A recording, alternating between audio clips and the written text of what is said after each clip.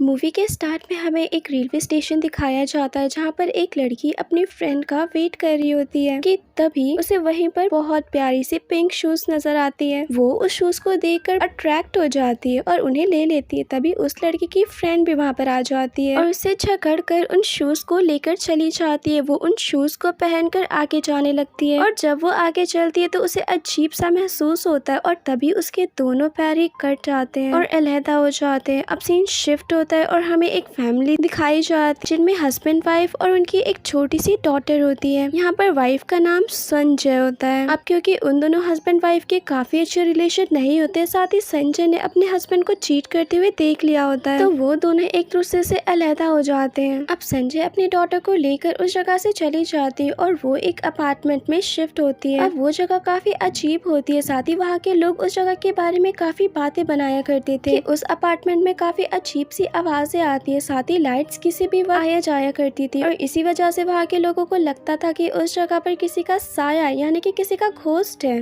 लेकिन क्योंकि संजय के पास ज्यादा पैसे नहीं होते तो उसे मजबूरन वहाँ पर रहना पड़ता है। इसके बाद संजय उस जगह को देखती है जिसकी हालत काफी खराब होती है, तो वो उस जगह को ठीक करने लगती है। वो उस जगह पर बल्ब लगाने लगती है, लेकिन जैसे ही वो बल्ब लगाती है कि तभी वो बल्ब ब्लास्ट हो जाता है जिससे उसकी एक आंख में बल्ब की वजह से कुछ प्रॉब्लम हो जाती है। तब वो अपनी आंखों का ट्रीटमेंट कराने के लिए अपने एक फ्रेंड के पास जाती है जिसका नाम किम होता है। और यहाँ पर हमें पता चलता है कि संजय भी एक डॉक्टर है और उसकी क्लिनिक का अभी काम चल रहा होता है। खैर, इसके बाद संजय घर जा रही होती है और उसे स्टेशन पर वही पिंक शूज नजर आती हैं जो कि काफी अट्रैक्टिव होते हैं। वो यहाँ वहाँ देखने लगती है कि कहीं ये शूज किसी और का तो नहीं, लेकिन उसे वहाँ पर कोई भी नजर नहीं आता है, तो वो उन शूज को लेकर अपने घर चली जाती है। और जब वो उन शूज को ट्राई करती है तो उसे काफी अजीब से विजन्स आते हैं। वो देखती है कि वहाँ पर एक लड़की होती है जो उन्हीं पिंक कलर के शूज को पहनकर काफी अच्छा डांस कर रही होती है और वहीं पर एक और लड़की होती है जो उस लड़की को डांस करते हुए देखकर काफी जेलस फील कर रही होती है। इधर संजय को उन विजन्स को देखकर ऐसा लगता है कि शायद वो काफी थक गई है और इसी वजह से वो ये सब इमेजिन कर रही है। तभी वहाँ पर संजय की डॉटर आ जाती है और वो भी उन शूज से अट्रैक्ट हो जाती है और वो अपनी मदर से कहती है कि वो भी इन शूज को ट्राई करना चाहती है, लेकिन संजय उसे मना कर देती है और वो उससे उस शूज को छीन लेती है। दूसरे दिन संजय अपने क्लिनिक पर जाती है जहाँ पर कंस्ट्रक्शन चालू होता है। वहाँ पर संजय जो नाम के एक लड़के से बात करती है जो कि उस कंस्ट्रक्शन का सारा काम देख रहा होता है। यहाँ पर हमें पता चलता है कि वो दोनों एक दूसरे को काफी पसंद करते हैं। इसके बाद बातों बातों में संजय जो को डिनर के लिए इनवाइट करती है। दूसरी तरफ संजय की डॉटर घर पर होती है और वो उन्हीं शूज को ट्राई करने लगती है। अब यहाँ वो शूज उसे काफी बड़े हो रहे थे, लेकिन हैरत की बात ये होती है कि वो शूज खुद ब खुद उसे एकदम फिट हो जाते हैं और उन शूज को पहनते ही संजय की डॉटर को भी वही विजन्स आने लगते हैं। उसी रात को जो संजय के घर डिनर पर आया होता है, तब संजय की डॉटर जो को देखकर काफी गुस्से में आ जाती है और कहती है ये कौन है और वो उनके फादर के साथ क्यों नहीं रहती है। ये सुनकर संजय को काफी गुस्सा आ जाता है और वो उसे रूम में जाने का कहती है।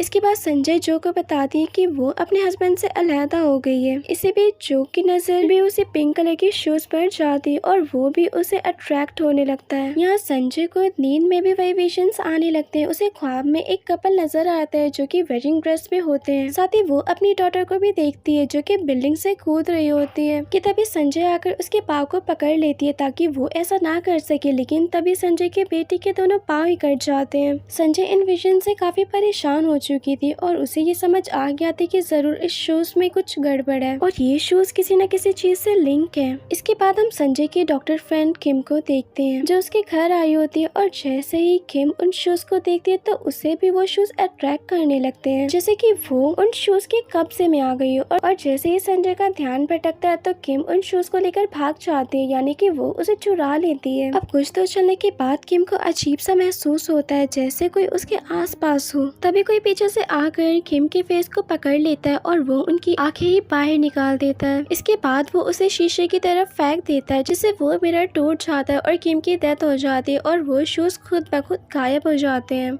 किम की डेथ की वजह से इन्वेस्टिगेशन की जाती है, जिसमें संजय से इन्वेस्टिगेट के लिए बुलाया जाता है, क्योंकि आखिरी बार किम संजय से ही मिली थी। पुलिस को यहाँ इन्वेस्टिगेशन के दौरान पता चलता है कि पिछले 60 साल से ऐसे ही मर्डर्स हो रहे हैं और इसमें कई लोग मारे जा चुके हैं। अब संजय जब घर पहुँचते तो वो अपने बेटे के पास उन्हीं शूज को देखते हैं। ये देखकर वो काफी ज्यादा हैरान हो जाती है और वो उन्हें डस्टबिन में फेंक देती है, ताकि इन शूज की वजह से किसी और की जान ना जाए। और जब वो वापस आती है तो देखते है कि उसकी बेटी ने वही शूज पहने हुए हैं और तभी उसकी बेटी के पाँव से ब्लीडिंग होने लगती है। ये देखकर संजय बेहोश हो जाते हैं और जब उसकी आंखें खुलती है तो वो उसकी बेटी हॉस्पिटल में होते हैं और उसके हाथ में वही शूज होते हैं। तभी वहीं पर संजय का फ्रेंड जो भी मौजूद होता है, जो संजय को अपने साथ बाहर ले जाता है और वो उसे बताता है कि उसे 60 साल पुराने एक पिक्चर मिली है और उस पिक्चर में एक लड़की है और उसने उसी शूज को पकड़ा है। अब संजय इन पूरी बातों को जानना चाहती थी तो वो जो के साथ उन शूज के बारे में पता करने लगती है। तभी संजय को अपने नेबर का ख्याल आता है, जो उन शूज को देखकर काफी डर गई थी और वो संजय को उन शूज को उसी वक्त फेंकने को बोलने लगती है। इसके बाद संजय उसी लेडी के पास जाती है। वो उसे काफी पूछने की कोशिश करती है, लेकिन वो लेडी कुछ भी नहीं कहती है। तब काफी रिक्वेस्ट करने के बाद वो लेडी उसे बताती कि जब मैं यंग थी तो मैं एक लड़की जिसका नाम ओकी था उसके घर पे काम किया करती थी और वो लड़की डांसर थी। ओकी की एक फ्रेंड भी थी जिसका नाम काइको था, लेकिन काफी अच्छी फ्रेंडशिप होने के बावजूद भी ओकी काइको से काफी जेलस थी। काइको भी एक डांसर थी और लोग उसे काफी पसंद किया करते थे और इसी वजह से ओकी उससे काफी जेलस रहा करती थी। ओकी और काइको का एक मेल फ्रेंड भी होता है जिसे ओकी काफी पसंद किया करती थी, लेकिन वो लड़का काइको को एक गिफ्ट देता है जिसमें वही पिंक कलर के शूज थे। ये देखकर ओकी और भी ज्यादा जेलस हो जाती है। तब ओकी उसे अपने जाल में फंसाना शुरू कर देती और वो उसके काफी करीब आ गया था, लेकिन एक दिन काइको ने उन्हें साथ में देख लिया था। तब वो वहाँ से चली गई, जिसके बाद वो लड़का काइको को वहाँ से बनाने उसके पीछे चला गया। ये देखकर ओकी और भी ज्यादा जेलस हो गई और उसने इसी गुस्से में और जेलसी में काइको को जान से मार दिया और उसके दोनों पैर को भी काट दिया। उस वक्त काइको ने उन्हें पिंक शूज को पहना हुआ था और इन सब में वो लड़का भी शामिल था और वो लेडी भी वहीं पर ही मौजूद थी। उसने ये सब अपनी आंखों से देखा था, लेकिन वो दोनों को इस बात का बिल्कुल भी अंदाजा नहीं था कि वो लेडी उन्हें देख रही है। इसके बाद ओकी उसी लड़के के साथ ब्राइडल ड्रेस में होती है, यानी कि उनकी शादी हो रही थी और ओकी ने वही पिंक शूज पहने होते हैं। तभी काइको की सोल वहाँ पर आकर उन दोनों को जान से मार देती है और इसके बाद से जिसने भी उसके उन पिंक शूज को हाथ लगाया तो वो उन्हें जिंदा नहीं छोड़ती थी। अब ये सब से संजय बहुत ज्यादा डर जाती है और वो काइको की डेड बॉडी के साथ उन्हें शूज को रख देती है।